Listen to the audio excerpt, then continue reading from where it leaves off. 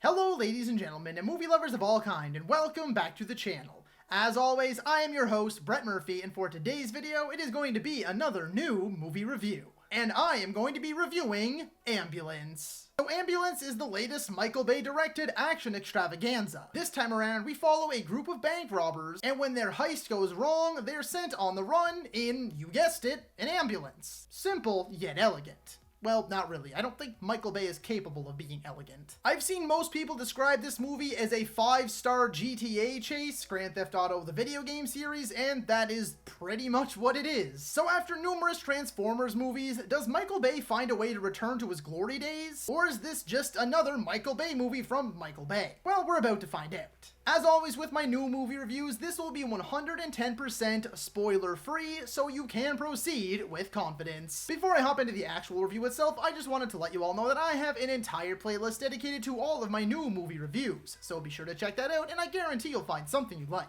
And so, without further ado, let's hop right into things. First up on the positives list for this movie are the three leads, those being Jake Gyllenhaal, Yahya Abdul-Mateen II, and Eiza Gonzalez. They're all fantastic and deliver some exceptional performances, and no one outshines the other. I genuinely thought that all three of them were great. Next, depending on who you ask, this could be seen as a positive or a negative.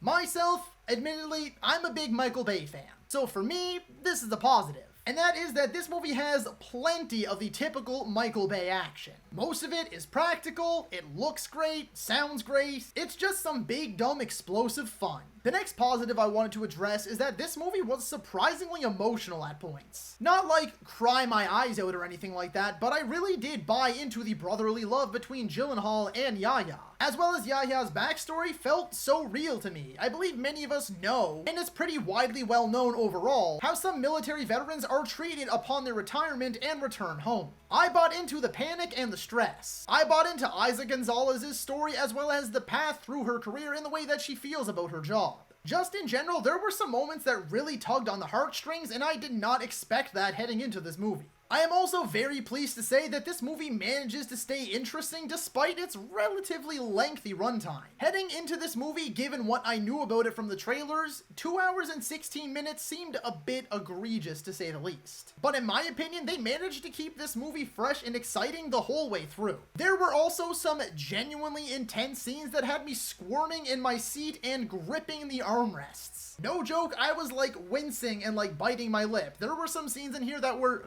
very well done, and they captured that tension and intensity very well. The last positive that I wanted to discuss is that Lorne Balfe delivered a pulse-pounding score that really helped to elevate the entire experience for me. And now for the negatives, because I do admittedly have some pretty big negatives with this movie as well. The first is that the cinematography was borderline awful at points. Look, Michael Bay is a spectacle director, we all know that, and he does that very well. That's really what he does best. He's arguably one of the best spectacle directors out there. He's a guy that believes in and has openly said that he feels movies should always be just non-stop pure entertainment.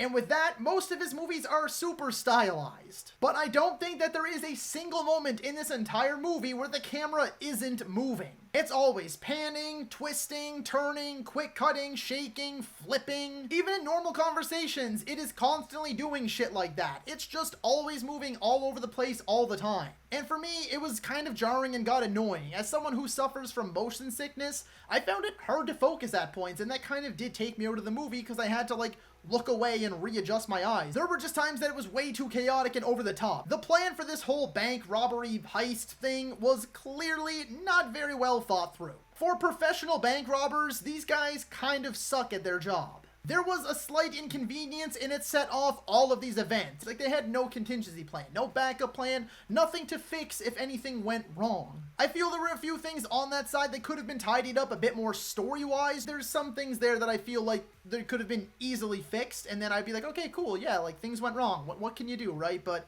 nah, I feel like that point was a little bit lazy. For me, I found there were a few questionable decisions made at the end. I won't spoil anything, of course, but I do feel that some of the final things that happen, some of the things to kind of wrap up the movie and where characters' arcs and journeys go, some of it did feel a little forced. And the last negative I have, and it's not really a negative, it's more so just a warning if you're heading into this movie. If you don't like Michael Bay, if you don't like his directing style, if you don't like his other movies, you're not going to like this one. In the end, with what I just said, I'm a Michael Bay fan and I did have a good time. Aside from the cinematography that I found to be just a little too much, a little too stylized, I found it kind of annoying, which did pull me out of some moments, as well as some story points that could have been tidied up a little bit, and the ending points did feel a little forced, but overall this is just a pure non-stop entertaining thrill ride, and I had a great time and I enjoyed this movie. If you're a Michael Bay fan, you like action movies that barely have any downtime at all, have some great acting, some surprising emotional beats, I think you are really gonna like this too. So with all that being said, I'm going to be giving Ambulance a 7 out of 10.